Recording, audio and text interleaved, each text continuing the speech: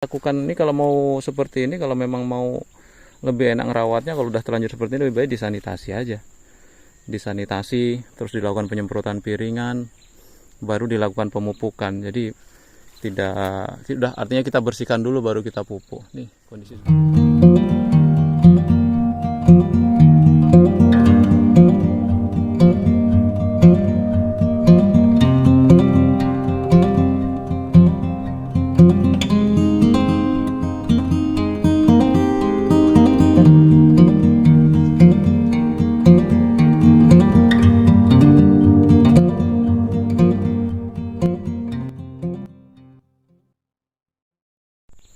Halo, salam planter. Jumpa lagi dengan saya di channel Mr. Chan. Kali ini saya berada di kebun milik tetangga. Ya, ini kebetulan bersebelahan langsung dengan kebun milik saya. Jadi saya lihat ini dari waktu ke waktu, berapa kali saya juga melihat kebun, ternyata di sini nih jarang gitu ada orang yang melakukan perawatan di sini. Dan sayang sekali, ini sebenarnya umurnya harusnya sudah masuk mendekati 3 tahun, tetapi kondisi tanamannya banyak sekali nih kekurangan unsur hara, terus dan lain sebagainya, terus akses piringan pasal pikul dan lain sebagainya ini tidak terawat. Jadi seperti kita ketahui bahwa memang di tahun-tahun awal, mulai dari TBM sampai menuju ke TM, di mana kanopi mulai menutup, itu adalah tahun-tahun yang memang sangat berat dalam pengurusan tanaman kelapa sawit. Jadi banyak biaya yang memang masih kita keluarkan, ya kan, dimana tanaman itu belum bisa menghasilkan produksi secara maksimum pada TM1 ataupun TM2, apalagi dia masih TBM. Tetapi kita harus mau tidak mau, kalau kita memiliki kebun, terutama kebun pribadi, ini harus kita rawat, karena efeknya, ya kan, efeknya yang harusnya nanti dimasuki tahun tanam di umur ke-3 tahun, ini terakhir belum bisa dipanen dan lain sebagainya. Harusnya mulai bisa mengeluarkan hasil produksi, ya kan, kita mulai memetik hasilnya, walaupun masih sedikit, ternyata hasilnya belum bisa kita ambil. Oke, seperti apa penampakannya? Simak terus video ini, jangan lupa like, komen, dan subscribe-nya. Nah, ini penampakan dari tanaman kelapa sawit yang tadi saya sampaikan, bahwa ini memang kayaknya nggak terurus, ya.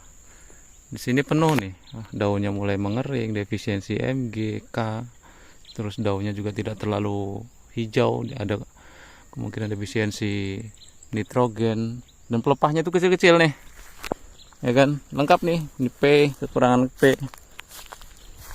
Nah, ini udah sampai kering nih, dan tidak dilakukan ini kalau mau seperti ini, kalau memang mau lebih enak ngerawatnya, kalau udah terlanjur seperti ini lebih baik disanitasi aja.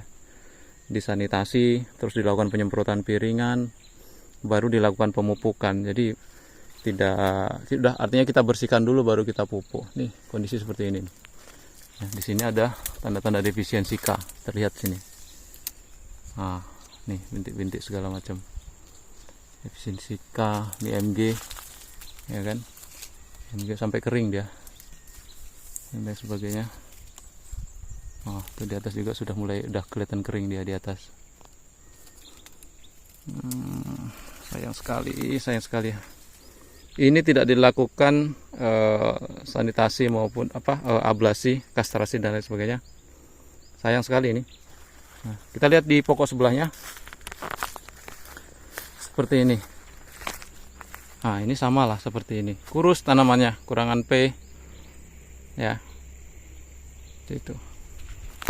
Ini juga tidak dilakukan pembuangan bunga baik jantan maupun betina, jadinya seperti ini. Yang harusnya kita bisa fokuskan untuk produk pembesaran pohonnya. Ini terakhir nutrisinya masih terbagi untuk bunga-bunga ini, ya kan. Nanti pada masuk di TM1, jadi secara fisik tanamannya belum layak lah kalau menurut saya itu. Oke. Ini hampir semuanya seperti ini, ya. Mungkin ada 1 atau 2 yang tidak terlalu parah. Ini ada kering tapi tidak parah, tapi sampai sana ini kering semua tuh.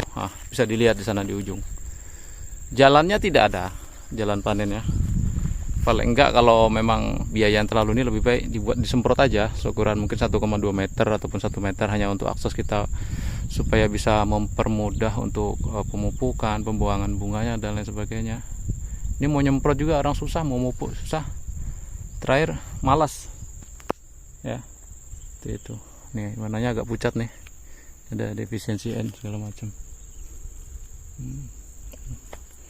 Mungkin kalau dia buahnya secara normal mungkin kelihatan agak besar. Nih di sini ada yang mulai terlihat agak besar, kelihatan janjangnya. Nah, sini. Ya, tapi di sini juga ada indikasi nih defisiensi. Sayang kalau tidak dirawat dengan baik, kalau sudah punya kebun seperti ini yang harusnya bentar lagi tinggal memetik hasil, tapi secara fisik aja sayang sekali. Terakhir banyak buah yang tidak standar nanti pada saat panen ya. Seperti itu. Nah, itu sama kering. Nah, ini agak pucat, sana kering sampai di ujung. Nah, itu semua seperti itu. Ini tidak ada jalan sama sekali, akses segala macam tidak ada. Oke, jadi sebelumnya kebetulan yang punya ini meminta tolong kepada saya untuk melihatkan kondisi kebunnya, ya kira-kira apa yang harus dibuat ya dengan kondisi kebunnya yang seperti ini, karena memang ini sudah lama tidak dilakukan perawatan seperti ini. Nah, kalau menurut saya dengan kondisi seperti ini ya langkah yang harus dikerjakan ada banyak sih. Yang jelas ini harus kalau kondisinya seperti ini yang masih tinggi-tinggi itu bisa dilakukan secara slashing dulu, tebas. Ya, kalau biayanya takut mahal atau segala macam lebih baik tebasnya untuk aksesnya dulu baru dilakukan penyemprotan. Selanjutnya dilakukan pembuangan buah-buah yang memang tidak masuk kriteria karena memang belum waktunya panen dan lain sebagainya. Ya.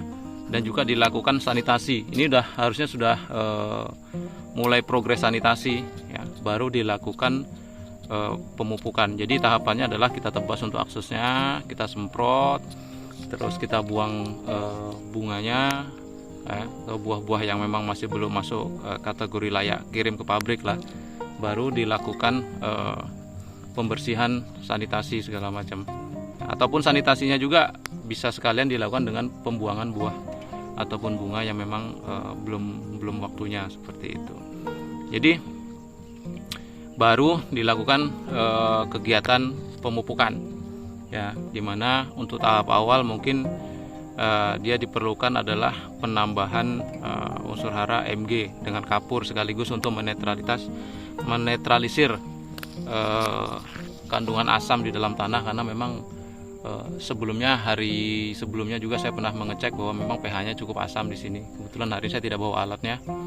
Baru kita lakukan pemupukan di rotasi berikutnya, yaitu pemupukan rock fosfat ya untuk perbaikan akar, batang dan lain sebagainya. Terus baru kita melakukan pemupukan urea. Kita juga nanti memperhatikan kondisi cuaca ya. Nanti kalau memang kondisi tanamannya sudah ini, di rotasi berikutnya baru kita aplikasi KCL ya. Baru nanti yang mikro kita rotasinya akan nanti setelah posisi pupuk makro semuanya sudah selesai, baru kita aplikasi pupuk mikro. Oke, itu mungkin dari sepintas dari saya ya, karena memang kondisinya kalau menurut keterangan dari pemilik ini sudah kurang lebih hampir 2 tahun, jadi tidak pernah disentuh apa-apa. Tapi kebetulan anak kayunya pun tidak terlalu tinggi menurut saya di sini. Hanya paku-pakuan seperti ini. Ya kan? Nah, pakai sekawat. Ya, cuma di sini juga udah mulai tumbuh stenoklena. Jadi mungkin harus segera dilakukan perbaikan. Kalau nggak sayang nih, luas karena memang kebunnya ini kebetulan sampai hampir 10 hektar di sini. Jadi kalau tidak segera ini sayang sekali, udah investasi banyak-banyak, tanahnya udah beli tanah, terus beli bibit dan lain sebagainya. Ini sebagian udah pernah dilakukan pemupukan. Tapi hasilnya ini udah memasuki hampir tahun ketiga, tapi hasilnya tanamannya secara fisik aja masih meragukan. Oke, Silahkan berikan komentarnya sebagai masukan dari teman-teman planter semuanya. Jangan lupa like, komen, dan subscribe-nya. Dan salam planter.